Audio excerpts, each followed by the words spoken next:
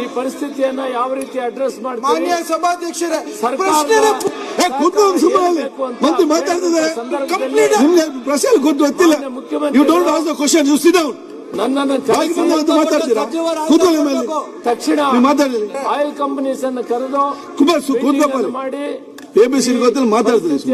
Address ಮಾಡೋದು ಹೇಗೆ ಮಾಡ್ತಾರೆ ಅಂತ ಹೇಳ್ಬಿಟ್ಟು ಮೀಟಿಂಗ್ ಮಾಡಿ ಅಂತ ಹೇಳಿದ್ರು. ಮುಖ್ಯಮಂತ್ರಿಗಳ ಆದೇಶದ ಮೇಲೆ ಇದೆ, ಮೈಕ್ ಇದೆ. ನಾನು ತಕ್ಷಣ ಬೆಳಗ್ಗೆ 10 ಗಂಟೆಗೆ ಮೀಟಿಂಗ್ ಕರೆದು ನಮ್ಮ ಸೆಕ್ರೆಟರಿ ಕಮಿಷನರ್ ಜೊತೆಯಲ್ಲಿ ಡೀಟೈಲ್ ಆಗಿ ಡಿಸ್ಕಸ್ ಮಾಡಿದೆ. ಅವರು ಪರಿಸ್ಥಿತಿಯನ್ನ ಎಕ್ಸ್ಪ್ಲೈನ್ ಮಾಡಿದ್ರು. ಏನ್ ಮಾಡ್ಲಿಕ್ಕೆ ಸಾಧ್ಯ? 9 ದಿನ ಇವತ್ತುವರೆಗೂ ಏನು ಪ್ರಾಬ್ಲಮ್ ಆಗೋದಿಲ್ಲ.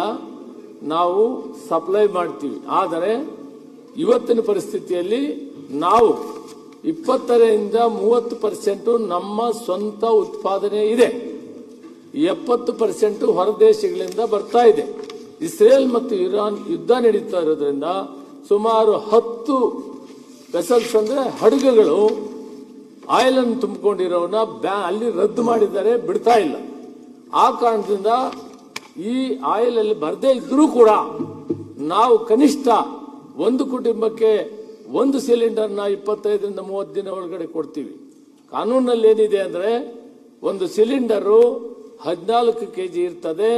ಅದು 4ರಿಂದ 5 ಜನ ಇರುವಂತ ಕುಟುಂಬಕ್ಕೆ 1 ತಿಂಗಳು 15 ದಿನ ಉಪಯೋಗಿಸಬಹುದಂತೆ. ಅದಾದ್ರೂ ಕೂಡ 1 ಸಿಲಿಂಡರ್ ಅನ್ನ ಪ್ರತಿ ಕುಟುಂಬಕ್ಕೂ ಕೊಡ್ತೇವೆ ಅನ್ನೋದನ್ನ ಒಂದು ತೀರ್ಮಾನ ಆಗಿದೆ. ಬೆಳಗ್ಗೆ ಅದು ಮುಖ್ಯಮಂತ್ರಿಗಳು ತಿಳಿಸೋಣ ಅಂತ ಬರೋ ಒಳಗಡೆ ಇದು ಶೂನ್ಯ ವೇಳೆಯಲ್ಲಿ ಡಾಕ್ಟರ್ ರಂಗನಾಥ್ ಅವರು ಇದು ಶುರು ಮಾಡಿದ್ರು. ಸದನಕ್ಕೆ ಕೂಡ ತಿಳಿಸ್ತೀನಿ. ನಾನು ಇಷ್ಟೇ ಹೇಳ್ತೀನಿ, ಇಂಥ ಒಂದು ಗಂಭೀರವಂತಹ ಪರಿಸ್ಥಿತಿಯಲ್ಲಿ ರಾಷ್ಟ್ರದ ಹೇಳ್ರಿ ಹೋಟೆಲ್ ಬಗ್ಗೆ ಹೇಳ್ತೀನಪ್ಪ. Gopal, what are you doing? ಹೇಳ್ತೀನಿ. ಹಾಸ್ಟೆಲ್ ಹೋಟೆಲ್ ಬಗ್ಗೆ ಕೇಳಿದ್ದೇವೆ ಸರ್. ಅವ್ರು ಉತ್ತರ ಕೊಡ್ತಾರೆ, ಉತ್ತರ ವಹಿಸಿ ಅವ್ರು ಉತ್ತರ ಕೊಡದಂತ ಹೇಳಿ.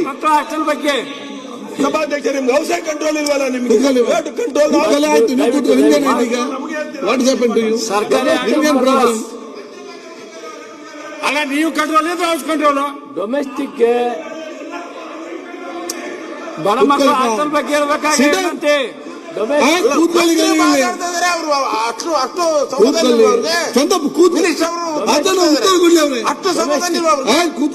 ಬುದ್ಧಿ ಹಲವರಿದ್ದೀರಿ ಇಲ್ಲಿ, ನೀವು ಕೂತ್ಕೊಳ್ಳಿ. ಕಂಟ್ರೋಲ್ ಮಾಡಿ.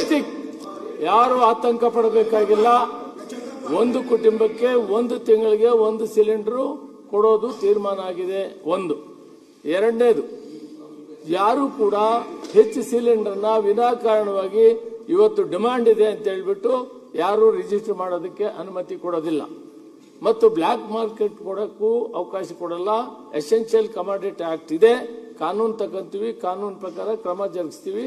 ಈ ಸಂದರ್ಭದಲ್ಲಿ ಅದಕ್ಕಿಂತ ಮೊದಲು ಏನ್ ಮಾಡ್ತೇನೆ ಅಂದ್ರೆ, ನಾನು ಅಪೀಲ್ ಮಾಡ್ತೀನಿ ಗ್ರಾಹಕರನ್ನ, ದೇಶ ಕಷ್ಟ ಪರಿಸ್ಥಿತಿಯಲ್ಲಿರುವಾಗ ಯುದ್ಧ ನಡೆಯುವಂತ ಸಂದರ್ಭದಲ್ಲಿ ಎಲ್ಲರೂ ಸಹಕರಿಸಬೇಕು.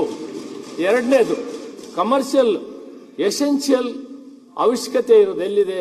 ಹಾಸ್ಪಿಟಲ್ ಕೊಡಲೇಬೇಕು, ಶಾಲೆ ಹಾಸ್ಟೆಲ್ ಕೊಡಲೇಬೇಕು. ಹಾಸ್ಪಿಟಲ್ಗೆ ಇಂಥದಕ್ಕೆ ವಿಶೇಷವಾಗಿ ಉತ್ಪಾದನೆ ಮಾಡುವಂಥ ವಸ್ತುಗಳು, ಪದಾರ್ಥಗಳನ್ನು ಮಾಡುವಂಥ ಸಂದರ್ಭದಲ್ಲಿ ಅದಕ್ಕೆ ಸಿಲಿಂಡರ್, ಕಮರ್ಷಿಯಲ್ ಸಿಲಿಂಡರ್ ಕೊಡ್ತೀವಿ. ಒಟ್ಟಾರೆ ಹೋಟೆಲ್ಸ್ ಅವರು, Kalyana Mantapa ನಡೆಸೋರು, convention halls programmes ಮಾಡೋರು ಈ ಕಷ್ಟ ಸಂದರ್ಭದಲ್ಲಿ ಸಹಕರಿಸಬೇಕು. ಯಾಕಂದ್ರೆ ಮುಖ್ಯವಾಗಿ ನಾವು ಗ್ರಾಹಕರನ್ನ ನೋಡಬೇಕಾಗ್ತದೆ. ಗ್ರಾಹಕರು ಕುಟುಂಬದಲ್ಲಿ ಅನುಕೂಲ ಮಾಡಿಕೊಡ್ಬೇಕಾಗಿದೆ. ಆದ್ರಿಂದ ಅದನ್ನ ಸಹಕರಿಸಬೇಕು.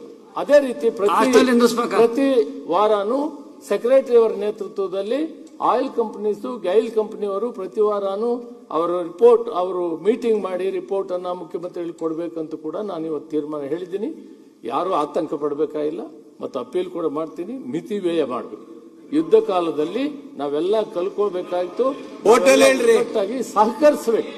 ಹೋಟೆಲ್ ಹಾಸ್ಟೆಲ್ ಸರ್ಕಾರಿ ಸಂದರ್ಭದಲ್ಲಿ ಹೇಳ್ತಾ, ಕಮರ್ಷಿಯಲ್ ಅವರು ಈ ಸಂದರ್ಭದಲ್ಲಿ ಹೋಟ್ಲರ್ಗೆ ಸ್ವಲ್ಪ ಕಷ್ಟ. ಆಮೇಲಿಂದ ಕನ್ವೆನ್ಷನ್ ಆಲ್ಸೋ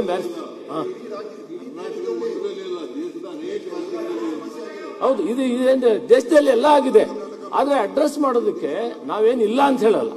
ಭಾರತ ದೇಶದಲ್ಲಿ 25ರಿಂದ 30% ನಾವು ಉತ್ಪಾದನೆ ಇದೆ. ನಾನು ಕೇಂದ್ರದಲ್ಲಿ ಸರ್ಕಾರದಲ್ಲಿ ಕೆಲಸ ಮಾಡಿದ್ದೇನೆ. ಉತ್ಪಾದನೆ ಇದೆ.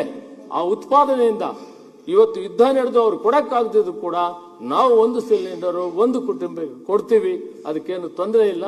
ಮಿಕ್ಕಿದ್ದಕ್ಕೆ ಸಹಕರಿಸಬೇಕು ಅಂತ ನಾನು ಮನವಿ ಮಾಡ್ತೀನಿ.